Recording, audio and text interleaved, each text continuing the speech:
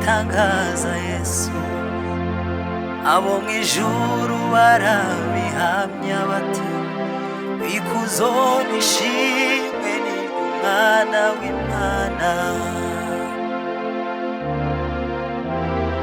Igitangaza Yesu, abo mu ijuru barabihamya bati ikuzo n'ishimwe ni ry'umwana w'Imana, kuko ari we washoboye gucungura Imana Data wa twese, abo mu miryango n'indimi zose zo mw'isi,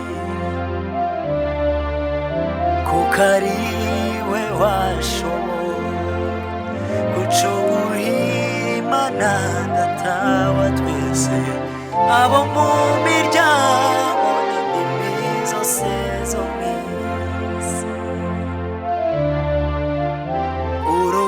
Igitangaza Yesu, abo mu ijuru barabihamya bati ikuzo n'ishimwe ni ry'umwana w'Imana,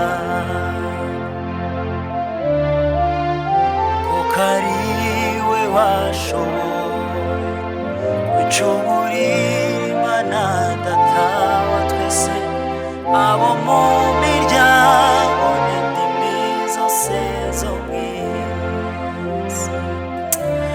Haleluya, haleluya. Uwiteka ushimwe, niwe gitangaza isi yose, tuzahora tuvuga kuri igitangaza Mwana.